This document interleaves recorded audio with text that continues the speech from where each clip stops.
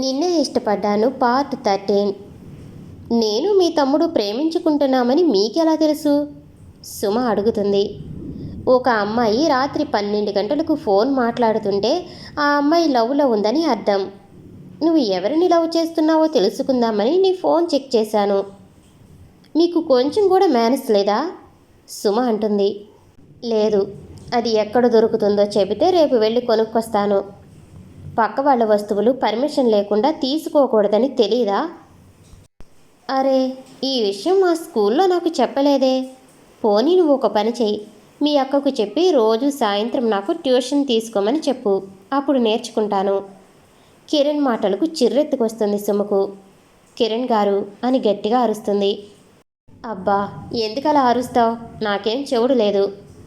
కిరణ్పై సుమకు కోపం వచ్చినా కంట్రోల్ చేసుకుని, మీరు ఈ విషయం ఎవరికీ చెప్పలేదు కదా? సుమ అడుగుతుంటే కిరణ్ బాగా ఆలోచిస్తున్న ఫోజులో నిలబడి, ఈ విషయం ఒకరికి చెప్పినట్లు గుర్తు. ఎవరికి? కొంచెంసేపు ఉండు, ఆలోచించాలి కదా అని టెన్షన్ పడుతున్న సుమను చూసి నవ్వి, మీ నాన్నకు చెప్పినట్లు గుర్తు అంటాడు. ఏంటి, మా నాన్నకా అని షాక్ అయ్యి నోరు తెరుస్తుంది. కొంచెం ఆ నోరు ముయ్యి, లేకపోతే ఈగలు పోతాయేమో అంటాడు కిరణ్. సుమ కిరణ్ వైపు కోపంగా చూస్తుంది. మీరు నన్ను మా నాన్న దగ్గర బుక్ చేస్తారా? ఉండండి, మా అక్కకు మీ గురించి ఇప్పుడే చెబుతాను. ఏమని చెబుతావు? ఏమనా, మొన్న మీరు మా అక్క రూమ్లో డాక్యుమెంట్స్ గురించి వెతికారు కదా, అది చెబుతాను. ఇంకా అవి దొరికితే మా అక్కను ఒక ఆట ఆడుకుంటాను అన్నారు కదా, అవి అన్నీ చెబుతాను. అప్పుడు ఉంటుంది మా అక్క చేతిలో మీకు అని సంగీత దగ్గరికి వెళ్ళబోతుంది. వెళ్ళు వెళ్ళు, నువ్వు నేను అన్న మాటలు మీ అక్కకి చెబితే నేను మా అమ్మా నాన్నకు ఫోన్ చేసి మీ పెళ్ళి క్యాన్సిల్ చేయిస్తాను. ఆ మాట వినగానే తాను ముందుకు వేస్తున్న అడుగు ఆగిపోతుంది. ఏంటి మీరు అనేది? మీ ఇద్దరికి పెళ్లి చేయాలని అందరూ ఫిక్స్ అయ్యారు. సుమ సంతోషంగా, నిజంగానా అంటుంది. నిజంగా నిజం. మరైతే అరవింద్ నాతో ఈ విషయం చెప్పలేదు? వాడికి తెలిస్తే కదా నీకు చెప్పటానికి. అరవింద్కి తెలీదా? తెలీదు. నేను ఏదో నిన్ను ఏడిపించాలనుకుంటే నువ్వు నన్ను నా రాక్షసు దగ్గర బుక్ చేయాలనుకుంటున్నావు కదా, అందుకే నీకు చెప్పాల్సి వచ్చింది. లేకపోతే ఇద్దరికీ సర్ప్రైజ్ ఇద్దాం అనుకున్నాను. ఇప్పుడైనా ఏమైంది, మనం అందరం కలిసి అరవింద్కు సర్ప్రైజ్ ఇద్దాం సుమ అంటుంది. నువ్వు అరవింద్కి చెప్పవా? కిరణ్ అంటాడు. నో, నేను అస్సలు చెప్పను. అరవింద్ను ఫూల్ చేయటం అంటే నాకు చాలా ఇష్టం. ఓకే డన్ అని ఇద్దరూ హైపై ఇచ్చుకుంటారు. మరుసటి రోజు ఉదయాన్నే 5 గంటలకు లేస్తాడు కిరణ్. టైం చూసుకుని, అమ్మో నేనేంటి ఇంతసేపు మొద్దు నిద్రపోయాను. అయినా ఈ రాక్షసి నన్ను రోజు పొద్దున్నే లేపేది కదా, ఈరోజు ఎందుకు లేపలేదు అనుకుంటూ డోర్ వైపు చూస్తాడు. డోర్ ఓపెన్ చేసి ఉంటుంది.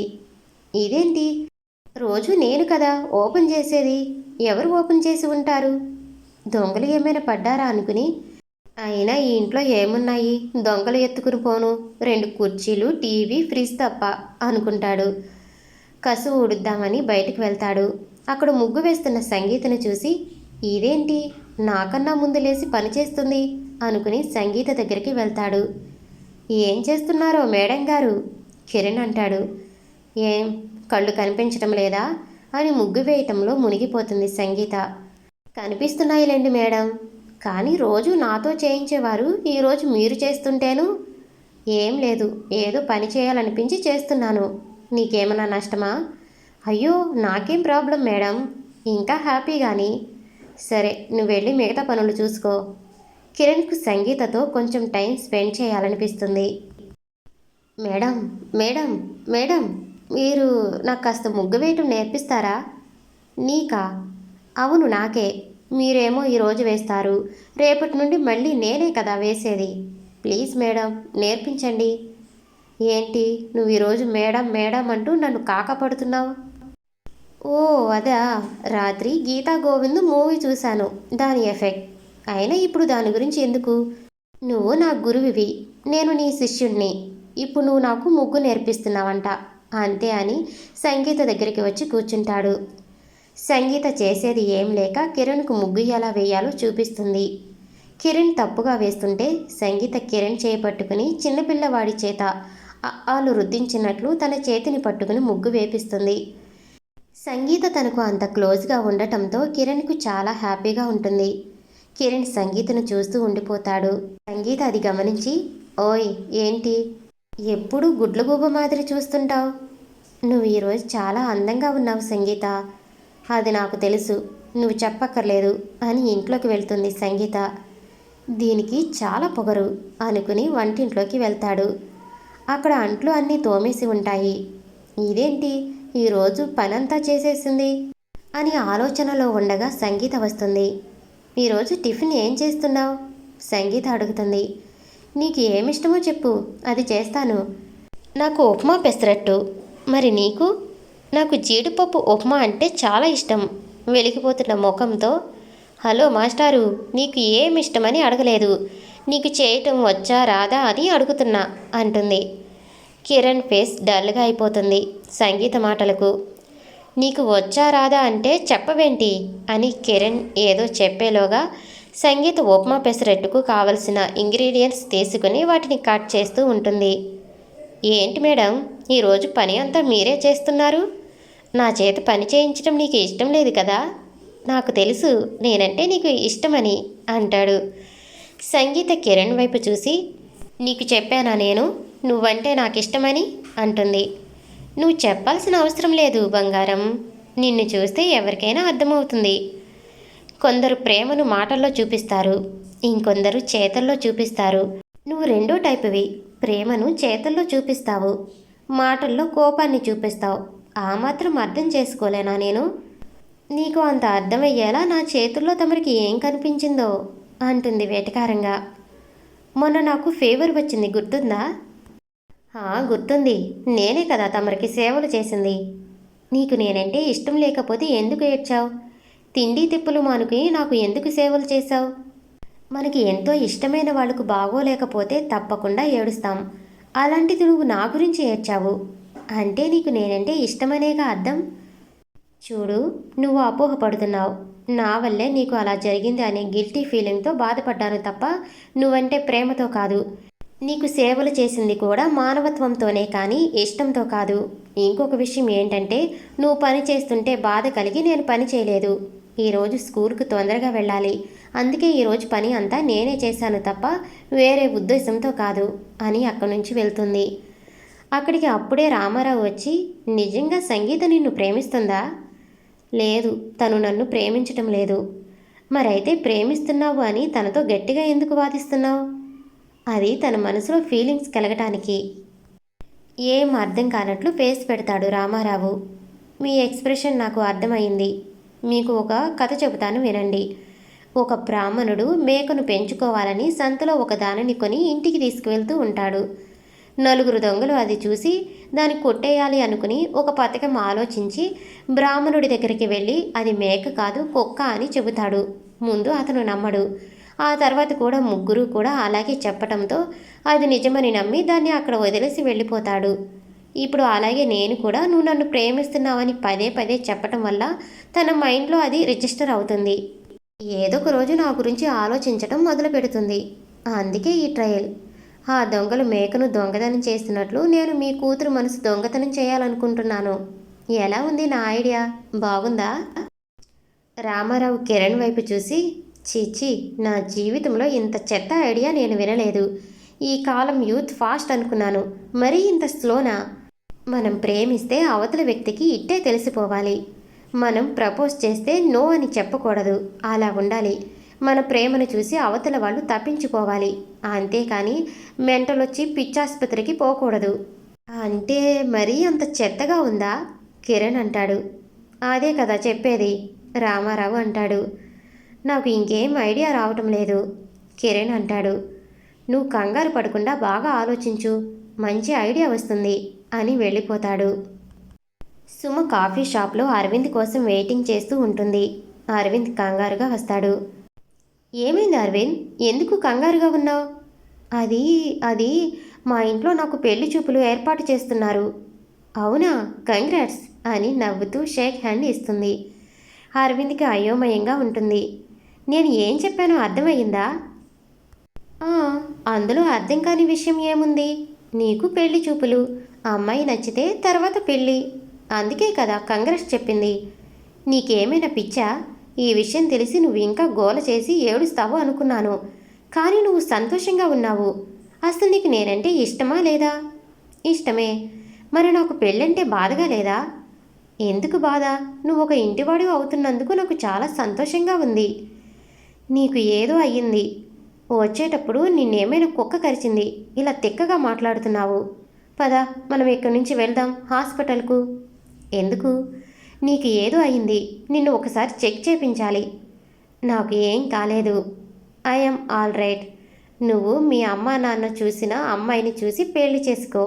ఆల్ ది బెస్ట్ అని నవ్వుతూ అక్కడి నుంచి వెళ్తుంది. దీనికి ఏదో అయ్యింది అనుకుని ఈ పెళ్లి చూపులు ఎలా క్యాన్సిల్ చేయాలి అని ఆలోచిస్తూ ఉంటాడు.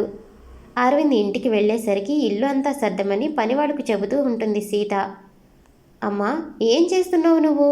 అరవింద్ అడుగుతాడు. పెళ్లి వాళ్ళు వస్తున్నారు కదా, అందుకే ఇల్లు సర్దమని చెబుతున్నాను. అదేంటి? పెళ్లి చూపులు అమ్మాయి ఇంట్లో కదా జరిగేది, మన ఇంట్లో ఏంటి? ఎక్కడ జరిగితే ఏంటి, పెళ్లి చూపులు పెళ్లి చూపులే కదా. ఇదంతా కాదమ్మా, నేను ఒక అమ్మాయిని ప్రేమిస్తున్నాను. తనుని తప్ప ఇంకెవరిని చేసుకోను. అవునా? నిజమా? నువ్వు ఒక అమ్మాయిని ప్రేమిస్తున్నావా? ఎంత మంచి వార్త చెప్పావు అని సంతోషపడుతుంది. అయితే ఈ పెళ్లి చూపులు క్యాన్సిల్ అయిపోయినట్లే అని మనసులో అనుకుని సంతోషపడతాడు అరవింద్. సరే సరే, నువ్వు వెళ్ళి రెడీ అవుపో, ఆ అమ్మాయి వాళ్ళు వచ్చే టైం అయింది. ఎందుకు? ఎందుకేంటి? పెళ్లి చూపులకు. సీత అంటుంది. పెళ్లి చూపులా? అదేంటి? నేను ఒక అమ్మాయిని ఇష్టపడ్డాను అని చెప్పాను కదా. ఇష్టపడితే పడ్డావులేరా. మా కోసం ఈ అమ్మాయిని పెళ్లి చేసుకో. నీకోసం నువ్వు ఇష్టపడ్డ అమ్మాయిని చేసుకో. నీకేం అభ్యంతరం లేకపోతే ఇద్దరినీ చేసుకో. మేము వాళ్ళతో మాట్లాడతాం అంటుంది సీత. అమ్మా, నువ్వు ఏం మాట్లాడుతున్నావో నీకు తెలుసా? అంత అర్థం కాని మాట నేనేం మాట్లాడానురా? ఏం మాట్లాడావా? 2 పెళ్ళిళ్ళు చేసుకోమంటున్నావు, తప్పు కాదా? దీనిలో తప్పేముందిరా? మన దేవుళ్ళను చూడు, అందరికీ 2 భార్యలు ఉన్నారు. నువ్వు వాళ్ళను ఆదర్శంగా. అరవింద్ కోపంగా, అక్కడ అది ఇక్కడ నువ్వు, అసలు ఏం మాట్లాడుతున్నారో మీకేమైనా అర్థమవుతుందా? నాకు మాత్రం పిచ్చెక్కుతుంది అని తన రూమ్లోకి వెళ్తాడు. సీత అరవింద్ను చూసి నవ్వుతుంది. కొంచెం సేపటి తర్వాత పెళ్లి వాళ్ళు వచ్చారు. కిందికి రమ్మని అరవింద్ను పిలుస్తుంది సీత. అరవింద్ కిందికి వచ్చి కూర్చుంటాడే కానీ వాళ్ళ వైపు చూడడు. రే, ఏంట్రా ఆడపిల్ల మాదిరి కిందికి చూస్తున్నావు? ఒకసారి ఆ అమ్మాయిని చూడు. నేను చూడను. నీకు ముందే చెప్పాను కదా, నాకు ఈ పెళ్లి చూపులు ఇష్టం లేదని. ఒక్కసారి పిల్లను చూడరా, ఎంత అందంగా ఉందో తెలుసా? ఒక్కసారి చూస్తే నువ్వే పిల్ల నాకు నచ్చిందని చెబుతావు. ఎంత అందంగా ఉన్నా నాకు నచ్చదు. ఆ అబ్బాయి మా ముందు మాట్లాడటానికి సిగ్గుపడుతున్నట్లు ఉన్నాడు. మనం వీళ్ళను ఒంటరిగా వదిలేసి బయటికి వెళితే మాట్లాడుకుంటారు, రామారావు అంటాడు. అవును మామయ్య, మీరు చెప్పింది నిజమే. మనం బయటకు వెళ్దాం, కిరణ్ అంటాడు. వీడు అప్పుడే వరుసలు కలిపేశాడు అని కిరణ్ను తిట్టుకుంటాడు అరవింద్. అందరూ బయటకు వెళతారు. అరవింద్ సుమతో, చూడండి, మీరంటే నాకు ఇష్టం లేదు. నేను ఇంకొకరిని ప్రేమిస్తున్నాను. తనను తప్ప ఇంకెవరిని పెళ్లి చేసుకోను అని ముఖం చూడకుండానే చెబుతాడు. అవునా?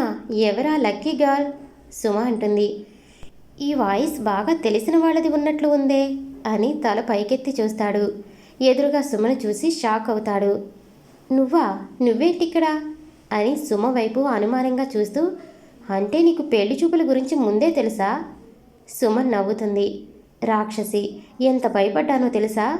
నువ్వు అలా మాట్లాడేసరికి. ఉండు, నీ పని చెబుతాను అని సుమ దగ్గరికి రాబోతే తను పరిగెడుతుంది. ఒకచోట అరవింద్కు దొరికిపోతుంది. అరవింద్ సుమను తన కౌగిలిలో బంధిస్తాడు. వదులు అరవింద్, ఎవరైనా వస్తారు. అరవింద్ సుమను వదిలిపెడుతూ, థ్యాంక్స్ డార్లింగ్, నువ్వు మా ఇంట్లో వాళ్ళను అలాగే మీ వాళ్ళను ఒప్పించినందుకు అని సుమ నుదుటి మీద ముద్దు పెట్టుకుంటాడు.